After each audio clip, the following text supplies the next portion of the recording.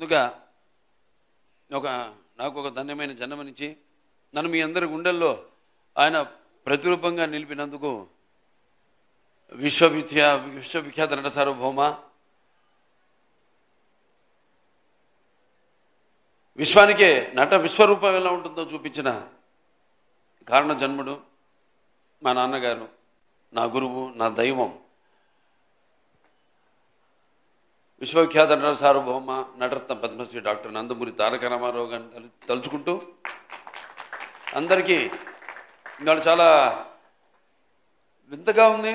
అంటే ఇది సినిమా రిలీజా లేకపోతే ఇప్పుడు సినిమాల ముందు మనం చేసుకునే ఘట్టాలు ఉంటాయి, ఆ ఘట్టాలు ఒక ఘట్టంగా నాకు ఒక అనుభూతి. అంటే ఒక ప్రీ లాంచ్ అంటాం, లేకపోతే ఒక ఆడియో ఫంక్షన్ అంటాం, దాని తర్వాత సినిమా రిలీజ్ అయ్యాక ఒక 100 రోజుల ఫంక్షన్ అంటాం, మళ్ళీ జరుపుకుంటాం 100 రోజులు. రేపు ఎల్లుండి రిలీజ్ అవుతుంది ఈ సినిమా ప్రీ రిలీజు.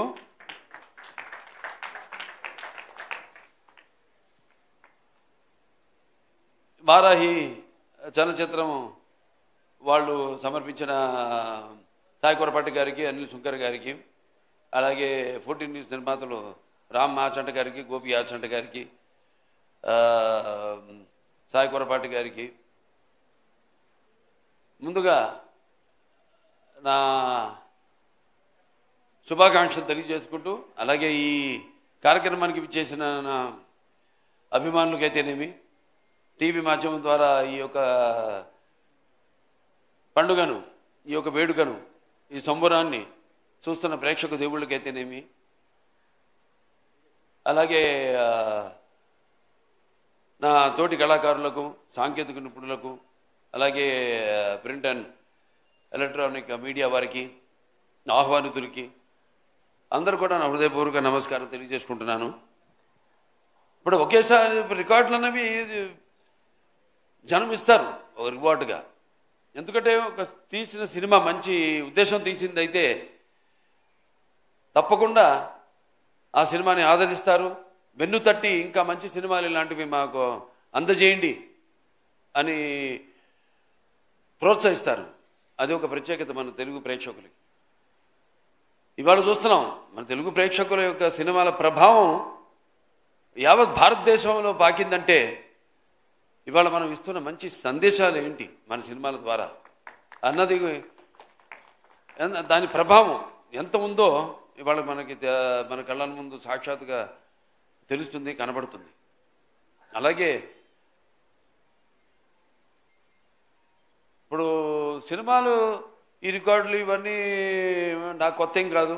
దాన్ని సృష్టించాలన్నా నేనే, దానికి తిరగ రాయాలన్నా నేనే.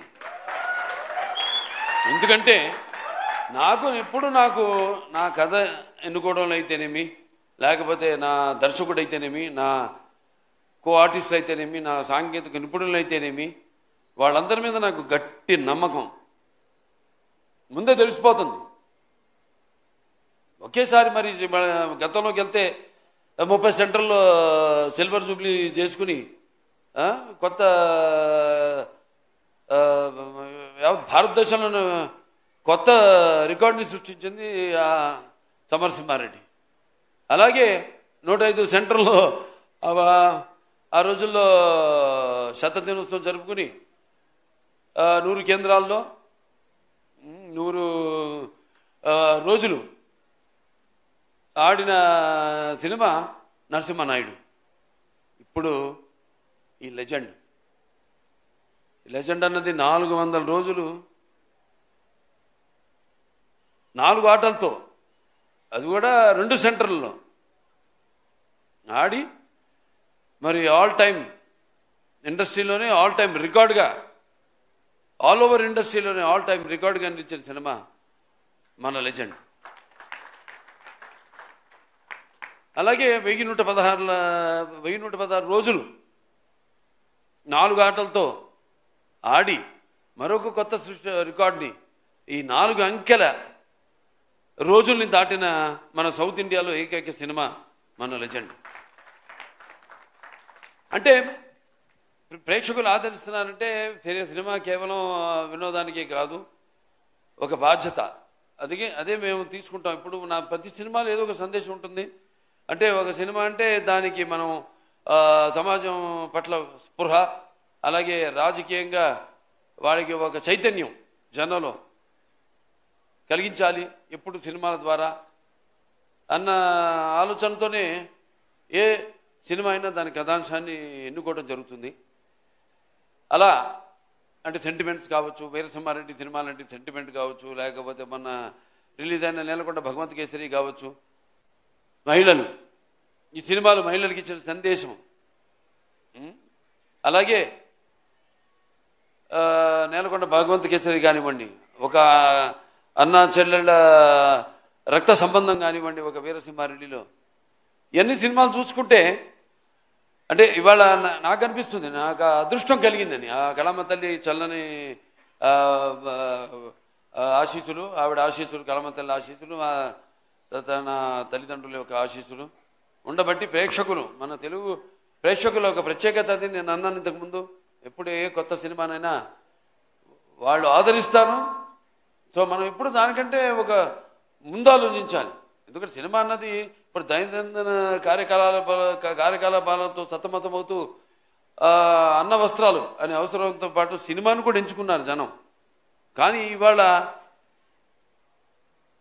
ఎన్ని తక్కువ రోజులన్నీ ఎంత ఎక్కువ కలెక్ట్ చేసింది అని ఒక ఇదే తప్పితే అసలు ఇట్లాంటి అంటే మన చలనచిత్ర పరిశ్రమలు కొన్ని సినిమాలు చిరస్థాయిగా మిగిలిపోయి, అప్పుడు నాన్నగారు నాగేశ్వరరావు కాలం నుంచి మనం చూసుకుంటే ఒక పాతాళ భైరవి కానీ, ఒక దేవదాస్ కానీ, మాయాబజార్, ఇలా అలా నిలిచిపోయిన సినిమాల్లో చెప్పుకోదగ్గ సినిమాలు ఇది లెజెండ్.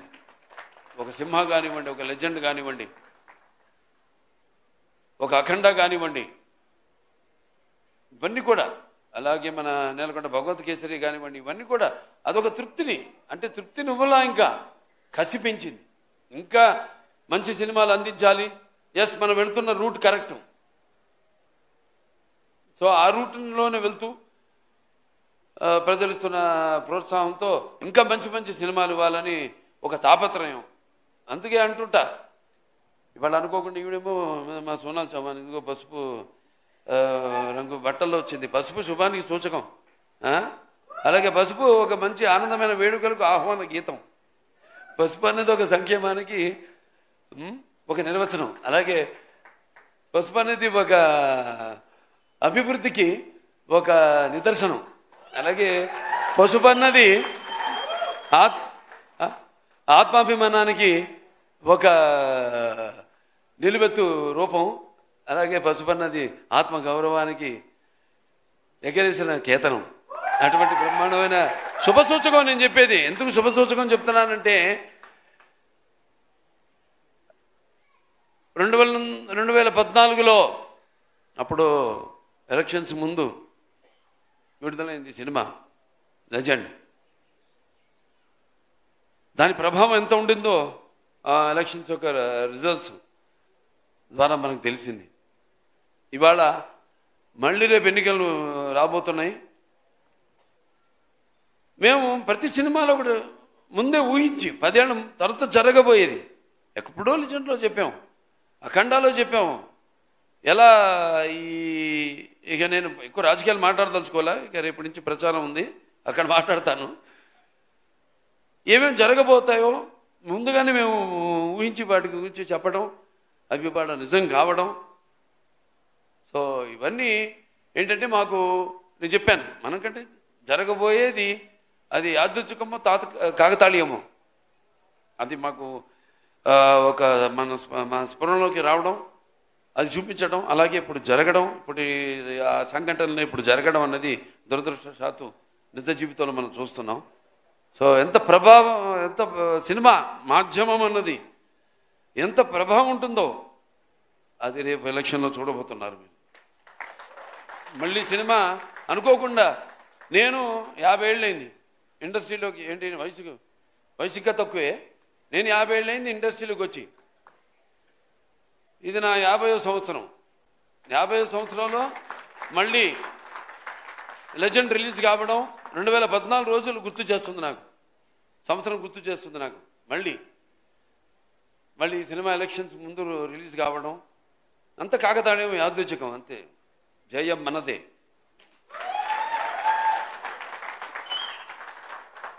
అలాగే మరి సినిమాకు పనిచేసిన దర్శకుడు బోయపాటి గురించి గారికి నేను ఎన్నోసార్లు ఆయన గురించి చెప్పాను. మేము ఒక సినిమా అయిందంటే రెండో సినిమా గురించి ఆలోచించాం. అంటే రెండో సినిమా అంటే నా ఆర్డర్లో అయితే అది ఏది ఫస్ట్ సినిమా మంది అఖండానా అట్లా అనిపిస్తుంది. రివర్స్ ఏదో ఫస్ట్ పిక్చర్ సింహ అయిన తర్వాత మేము ఎప్పుడు లెజెండ్ జరిగేటప్పుడు సింహ గురించి మాట్లాడుకోవడం, దాని రికార్డుల గురించి కానీ దాని అసలు దాని ప్రసక్తే రానివ్వలేదు ఎక్కడ. అదే మళ్ళీ అఖండ చేస్తున్నప్పుడు లెజెండ్ గురించి మాట్లాడుకోలే. మేము రేపు జరగబోయే సినిమా గురించి కూడా మేమేం మాట్లాడుకోము. మేము మాటల మనుషులం కాదు, చేసి చూపిస్తాం అంతే. మా వైబ్రేషన్స్, మా ఈ తరంగాలు, మా ఆలోచనలు ఒకటే. అంటే మా మాట కలిసింది, అలాగే మా పదం కలిసింది, అలాగే మా అడుగు కలిసింది, మా భుజం కలిసింది. అదే చెప్పగలుగుతాను. ఇంకా బోయపాటి గురించి అంతకంటే ఎక్కువ నేను చెప్పను. ఇక ముఖ్యంగా అందరు రాంప్రసాద్ గారు, ఇక ఆయన ఫోటోగ్రాఫర్ రాంప్రసాద్ గారు చాలా అద్భుతంగా సన్నివేశాలన్నింటినీ కూడా ఎంతో బాగా చిత్రీకరించారు. ఇంకా మా మ్యూజిక్ డైరెక్టర్ డిఎస్పి మంచి బాణీలు సమకూర్చాడు. ఆయన ఆణిముత్యాలు లాంటి పాటలకి మంచి మణిపూసలు లాంటి బాణీలు సమకూర్చాడు ఆయన. అలాగే ఇక మా అందరూ, ఇక మా ఎడిటరు కోటగిరి గారు, అలాగే మా ఆర్ట్ డైరెక్టర్ ప్రకాష్ గారు, అందరూ కూడా ఎంతో కష్టపడి ప్రతి ఆర్టిస్టులు, మా ఆర్టిస్టులు ఉన్నారు ఇక్కడ అందరూ. ఇక్కడ సోనాల్ చౌహాన్ గారు అటు అందంతో పాటు ఆవిడ నటన అదర్ డైమెన్షన్ కూడా. అంటే ఒక నాణ్యానికి రెండు వైపులా ఆవిడ అటు అందం ఇటు అభినయం రెండింటిని కూడా ఎంతో బాగా ఆవిడ న్యాయం చేసి, అలాగే రాధిక ఆప్టే ఆవిడ, అలాగే ఇక ప్రతి ఒక్కరు కూడా. జగపతి బాబు గారి గురించి ప్రత్యేకంగా చెప్పాలి. ఆయన పాత్ర ఒప్పుకున్నందుకు, ఎందుకంటే ఆయన ఎంతో చూశాడు జీవితం. ఒక కుటుంబ హీరోగా ఆయన ప్రారంభించి ఆయన ఈ యొక్క నటన అట్నుంచి మరి ఇటువంటి పాత్రను ఆయన ఒప్పుకోవడం. ఆయన బోయపాటి గారు అంటే నిజంగా అది విలన్ కాదు, అందులో అదొక పాత్ర అంతే. ఆ పాత్ర నవరసాలు, ఆ నవరసాల్లో ఒక్కొక్క మనిషి అతను ఏ పరిస్థితులను బట్టి, సిచ్యువేషన్స్ అండ్ అంటాం మనం ఇప్పుడు ఆల్వేజ్ సర్కమ్స్టాన్సెస్, వాటిని బట్టి మనిషి ఎలా దానికి రియాక్ట్ అవుతాడు అన్నది ఈ సినిమాలో ప్రతి పాత్ర కూడా అటువంటిదే. అలాగే మా మిగతా నటులందరూ కూడా, శ్రావణ్ గారు ఉన్నారు, మా సమీర్ గారు ఉన్నారు, చిట్టి గారు, మా వెంకటేశ్వరరావు, కోటేశ్వరరావు, సారీ ఆనందరాజు గారు, దాని తర్వాత రచిత గారు, ప్రియా, అందరూ. చలపతిరావు గారు చెప్పినట్టు ఆయన మిస్ అవుతున్నాం ఇవాళ. ఆయన ఆత్మ శాంతించాలని ఆయన ప్రార్థిస్తున్నాను. ఇక ఎంతోమంది అంటే ఈ సినిమా కోసం కష్టపడ్డారు. అది కార్ డ్రైవర్ నుంచి కూడా ప్రొడక్షన్ మేనేజర్ నుంచి లైట్ బాయ్ నుంచి ప్రతి ఒక్కరు కూడా ఎంతో కష్టపడ్డారు ఈ సినిమాకి. ముఖ్యంగా అందరికీ, ముఖ్యంగా ప్రేక్షకులకి. ఎందుకంటే మేము అక్కడ వైజాగ్లో షూటింగ్ చేస్తున్నాం, రామకృష్ణ బీచ్ రోడ్లో. అక్కడ గుర్రం ఇవన్నీ మర్చిపోలేని మన జీవితంలో. అద్దం పగలు కొట్టుకు వెళ్ళాలి. అప్పుడు డైరెక్టర్ గారు ఏంటి మీరు ఏదో అనుకున్నారు, ఏదో వేరే రకంగా తీద్దామని. నేను అడిగాను, ఏంటండి ఏంటి ఏంటి ఇదంతా అంటిస్తున్నారు నన్ను అడిగితే, అంటే ఆయనకి నా మీద నమ్మకం అది. అంటే బాబా అది మన ఏదో గ్రాఫిక్స్ ఏదో నేను చేసేస్తానన్నాను అని ఏమనలేదు కూడా. చూసి ఓకే బాబా షోరా చేస్తావా అన్నాడు. చేస్తాను అంతే, అయిపోయింది. 5 నిమిషాల్లో అయిపోయింది షాట్. నిజంగా అద్దాన్ని పగలు కొట్టుకుని పాత్ర అనేది, పాత్ర ఎటువంటిదంటే ఓ మనిషి, నేను ఎప్పుడు చెప్తుంటాను, ఒక పాత్ర అనేది మనకి పరిచయం లేని పాత్ర అది. ఏదో రైటర్స్ రాస్తారు బ్రహ్మాండంగా, దాంట్లోకి వెళ్ళిపోతాం మనం. అంటే ఊరికే ఒక పాత్ర అనేది ఏడవడమో నవ్వించడమో లేకపోతే అరవడం కాదు. ఆ పాత్ర అనేది ఆ పాత్ర యొక్క మూలాల్లోకి, ఆ పాత్ర యొక్క ఆత్మలోకి మనం వెళుతున్నాం. ఆ పాత్ర యొక్క అనుభవాలు మనకు తెలియదు. సో ఆ పాత్రలో మనం వెళ్ళినప్పుడు ఎన్నో దెబ్బలు తిన్నాను, జాగ్రత్తగా ఉండమంటారు. పాత్రలోకి వెళ్ళినప్పుడు గిచ్చుకోమంటారు నిన్ను, నువ్వు ఆ పాత్రవి కాదు, నువ్వు పలానా బాలకృష్ణవో లేకపోతే నువ్వు పలానా సోనాల్ చమాన్వో లేకపోతే నువ్వు అలా సమీరను. అదొక పాత్రలాగా తయారయ్యాడు. అది వంట పాత్రలు ఉంటాయి. గంగాళాల్లో ఉండేవారంట ఆ రోజుల్లో, ఊళ్ళల్లో. నీకు కవలలే. సరే, చాలా సంతోషం. ఇవాళ మళ్ళీ సినిమా రిలీజ్ అవుతుంది. నా అదృష్టం ఏంటంటే ఇవాళ నా తర్వాత తరమే కాదు, నా మనవడు ఆ తరం, నా అబ్బాయి కాదు, నా మనవాళ్ళ తరం వాళ్ళతో కూడా నేను కనెక్ట్ అయినందుకు ఆ కళమ్మ తల్లికి నాకు ఇన్ని అవకాశాలు ఆ భగవంతుడు ఇచ్చినందుకు ఆ కళమ్మ తల్లికి నా ధన్యవాదాలు తెలియజేసుకుంటాను. ఒక అన్స్టాపబుల్ కానివ్వండి, లేకపోతే రాజకీయంగా కానివ్వండి, హిందూపూర్ ఎమ్మెల్యేగా కానివ్వండి, అక్కడ నేను అందిస్తున్న సేవలు కానివ్వండి, ఒక Basavataraka Indo American cancer hospital and research institute చైర్మన్గా కానివ్వండి, ఇలా ఇన్ని పాత్రలు నిజ జీవితంలో పోషిస్తూ వాటికి న్యాయం చేస్తున్నాను అని నాతో పాటు నా సినిమాలు అయితేనేమి వాటిని విజయం చేస్తూ, అలాగే నా క్యాన్సర్ హాస్పిటల్కి అయితేనేమి నేను ఎక్కడికి వెళ్ళినా కూడా చేతులు చాచినప్పుడు వాళ్ళు దాతలు, వాళ్ళు మా ఆసుపత్రికి అండగా ఉంటూ, అలాగే మా హిందూపూర్ మా నియోజకవర్గం ప్రజలైతేనేమి వాళ్ళు నాతో పాటు సహకరించి అక్కడ వాళ్ళు కూడా యథా రాజా తథా ప్రజ అంటాం. సో అలాగే నాతో పాటు వాళ్ళు కూడా నా అభిమానులు అయితేనేమి వాళ్ళు కూడా ఎన్నో సాంఘిక సంక్షేమ కార్యక్రమాల్లో పాల్గొంటున్నందుకు చాలు. ఇంకా ఈ జన్మకి ఇది ఇంకా మీరు ఇది ప్రోత్సాహం ఉంటాను. సినిమాల విజయం అయితేనేమి, నేనేం చేస్తున్నాయితేనేమి, ఇది ఇలాగే ఈ యొక్క మన అనుబంధం అన్ని రంగాల్లో ఇలాగే కొనసాగాలని మనస్ఫూర్తిగా కోరుకుంటూ, ఇంకా మా శాయశక్తిలో మేము ప్రయత్నిస్తాం. తప్పకుండా ఎప్పుడు ప్రయత్నిస్తాంతోనో మొదలవ్వాలి. ఏదైనా మొదటి సినిమా మళ్ళీ అది మూడో సినిమా ఇప్పుడు రాబోతుంది, సినిమానే తీసుకుంటాం. అది ప్రయత్నిస్తాను అన్న ఒక తపన, అదే నన్ను ఇవాళ ఇలా మంచి నటుడిగా మీ ముందు నన్ను నిలబెట్టిందని అన్నది నా నమ్మకం.